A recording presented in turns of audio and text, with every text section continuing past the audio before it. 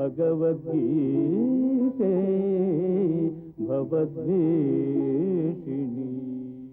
ప్రియ భగవద్బంధువులారా,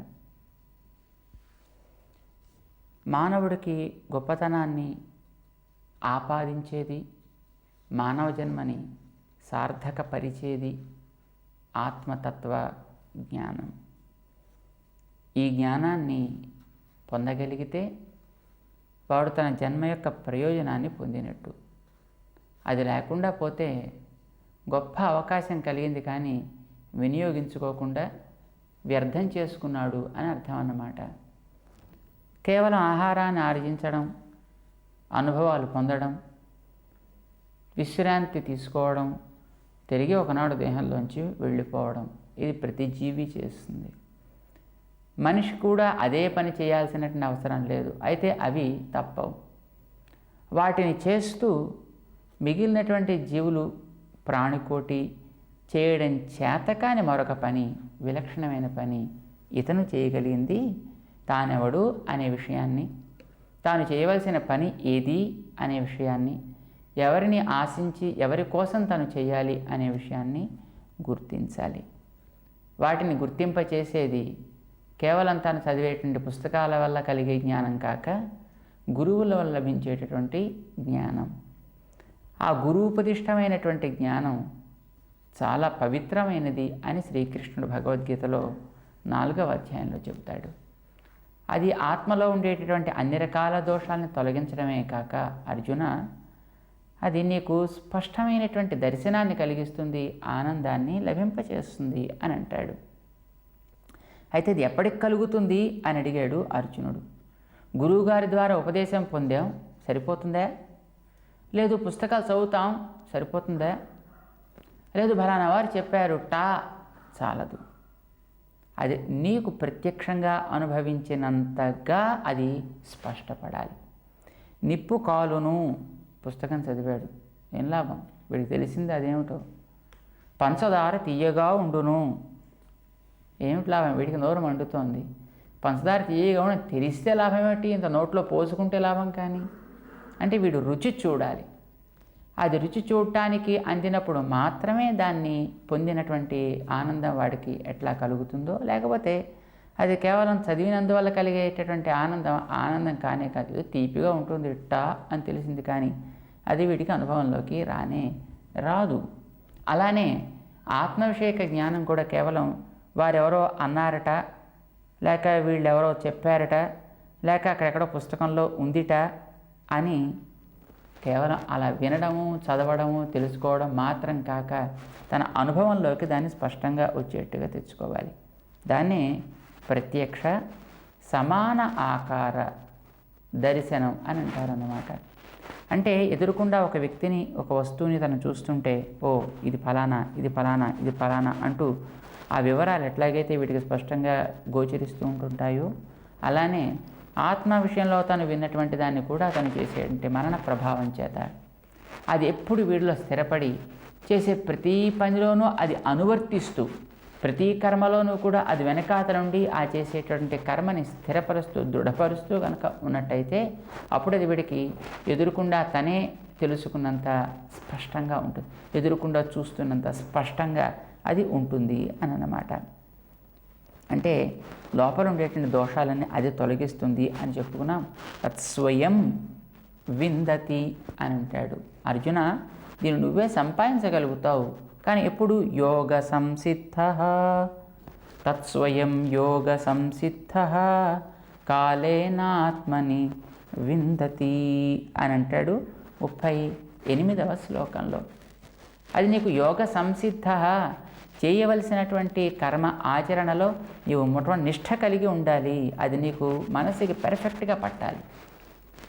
ఫలం కోరకుండా చేసేటటువంటి కర్మని నిష్కామ కర్మ అంటాం. అలాంటి నిష్కామ కర్మలో నీకు ముందర నిష్ఠ ఏర్పడాలి. అంటే అది మెకానికల్గా జరిగేటట్టు అయిపోవాలన్నమాట. మనకి ఏదో పొద్దున్న లేవగానే ఎక్కడైనా దోమ కుడితే గౌక్కుని చెయ్యి అక్కడికి వెళ్ళిపోతుంది.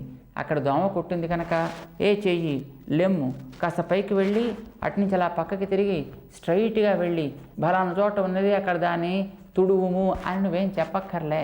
అది ఎక్కడైనా కుడుతోందంటే నువ్వు చెప్పకుండానే నీకు తెలియకుండానే చెయ్యి దాంతో అక్కడికి వెళ్ళిపోయి దాన్ని ఎప్పుడు తుడిచేస్తూ ఉంటుందన్నమాట. ఇది చేతికి అలవాటైపోయింది అన్నమాట. దీన్ని ఏమంటాం, దాన్ని మనం ఏదో మెకానికల్గా సాగుతుండేటువంటి ఒక కార్యక్రమం అని అంటాం. మనం చేసేటటువంటి కర్మ ఆచరణ కూడా అంత మెకానికల్గాను జరిగేది కావాలి. అంటే అన్ఇంటెన్షనల్ అన్నమాట. అసంకల్పిత ప్రతీకార చర్యలు అని అంటుంటారే. మనం ఎప్పుడైనా వెడుతుంటే మార్గంలో ఓ వాహనం వెళ్ళగానే లేచిన దుమ్ముని చూస్తే మనకి తెలియకుండానే కళ్ళు ఇలాగా టపటపా రెప్పలు వాలిపోవడం ప్రారంభిస్తాయి. నువ్వు చెప్పలేదు దుమ్ము వస్తున్నది, పడితే మండును కనుక కన్నులారా వెంటనే మూసుకొనుడు అని నువ్వు ఆజ్ఞ ఇవ్వాల్సిన అవసరం లేకుండానే అది ఆ రకమైనటువంటి పని చేస్తుంది. అలాగే మనం చేసేటటువంటి కర్మలన్నీ కూడా అసంకల్పితాలుగా అయ్యో ఏం చేస్తామంటే చేయాల్సి వస్తుంది అని బాధపడుతూ కానీ, వాడు చెప్పాడనేటటువంటి మరొక భావంతో కానీ, లేదా తనకే అది కర్తవ్యం అనే భావంతో కానీ చేయని. మరి అలాంటిది కావాలంటే ఎట్లా? అంతవరకు వీడికి లోపల అది స్పష్టపడాలి అంటే ఎట్లా స్పష్టపడుతుంది? అది అంత పర్ఫెక్షన్ వీడిలో ఏ విధంగా వస్తుంది అని అంటే, యోగ సంసిద్ధ కాలేన ఆత్మని విందతి. ఒక్క రోజులో వచ్చేది కాదు. ఎవడో మనకి అన్నం పెట్టాడు, ఆ అన్నాన్ని మనం చేతిలో తీసుకున్నాం. తీసుకోగానే ఆ అన్నం మనది కాలే, అది ఎవడని లాగేసుకోవచ్చు. ఆ తీసుకున్న అన్నం ముందర నోట పెట్టాలి. పెట్టాం చాలదు, నవలాలి, మింగాలి. అంత మాత్రం చేత చాలదు, ఆ మింగింది లోపల జీర్ణం కావాలి. ఆ జీర్ణమైనటువంటి ధాతువుగా మారాలి. నీలో అది రక్తంగానో లేకపోతే అది నీ దేహంలో ఉండే ఏ ఇతర భాగాలుగానో పరిణమించిన తరువాత అప్పుడు ఆ అన్నం ఇంకా వాడిది కాదు, అప్పుడు అది నీది అని అంటాను. అసలు పెట్టింది వాడే కావచ్చు, దాన్ని తినే పెరిగింది కావచ్చు ఈ శరీరం. కానీ ఇప్పుడు ఈ రూపంలో పరిణమించినటువంటి ఆ అన్నపు అంశ నీది అయిపోయింది కదా. అందులో ఏ లక్షణాలు ఉంటాయో ఆ లక్షణాలను ఇప్పుడు దీంట్లోకి వస్తాయి. అది ఏ విధంగా చేస్తుందో ఇప్పుడు ఈ శరీరం కూడా ఇందులో ఉండేటువంటి వాడిని అట్లాగే ప్రవర్తింపచేస్తుంది. అయితే ఆ తీసుకున్నటువంటి ఆహారం ధాతువుగా దేహంలోకి వచ్చి మారాలి అంటే సుమారు 40 దినాల కాలం పడుతుంది అని అంటారన్నమాట. 40 రోజులు కనీసం, ఇంకా ఎక్కువ కాలం పడితే పట్టచ్చు. అయితే అది నీ లోపల చేరిపోయి ఇక మరి ఎవరు విడదీయడానికి వీలు కానంతగా నీ దేహంలో ఒక స్థిర రూపాన్ని సాధించేటట్టుగా అది నీదైతే అప్పుడు దాన్ని నాది అని అనొచ్చు. నువ్వు చిన్నప్పుడు చిన్నపిల్లలకి అక్షర స్వీకారం చేయించేటప్పుడు అ ఆ ఈ రాయిస్తారు. అయితే ఈ అ ఆ ఈ వాడు మొట్టమొదటి రాసినప్పుడు ఏడుస్తూనే రాశాడు, నిర్బంధం అనే రాశాడు. ఏమిటి సుఖంగా ఉంటానంటే ఇదిగో నన్ను ఇలా ఇబ్బంది పెడుతున్నారు అని ఏడుస్తూనే రాయడం ప్రారంభిస్తాడు. అయితే వాళ్ళ తల్లి లేక వాళ్ళ తండ్రి పక్కన కూర్చుని వాడి చేత అనేక సార్లు అభ్యసింప చేయగా ఏదో కాస్త ఈ వంకర రాసి ఆ వంకర రాసి దాన్ని మళ్ళీ సరిచేసిన తర్వాత మళ్ళీ ఇంకొక వంకర రాసి ఇవన్నీ కూడా మొత్తం పూర్తిగా దాటిన తర్వాత ఆ అక్షరం క్రమంగా ఆ పిల్లవాడిది అవుతుంది. ఇప్పుడు ఆ పిల్లవాడిది కావడం అంటే ఏమిటి? ఎప్పుడు అడిగితే అప్పుడు టక్మని అక్షరం రాస్తాడు, ఎవరు అడిగితే వాళ్ళకి అక్షరం రాస్తాడు. చివరికి తను రాయడమే కాక అసలు ఒకనాడు ఆ అక్షరం ఏమిటో తెలియనటువంటి తాను ఈవేళ ఆ అక్షరాన్ని గురించి మరి ఇంకొక కొంతమందికి, ఇంకా బోలెడంతమందికి చెప్పగలిగే స్థితి వాళ్ళు ఏర్పడుతుంది. ఎప్పుడు? నిరంతరం వాడు సాధన చేస్తూనే ఉండాలి.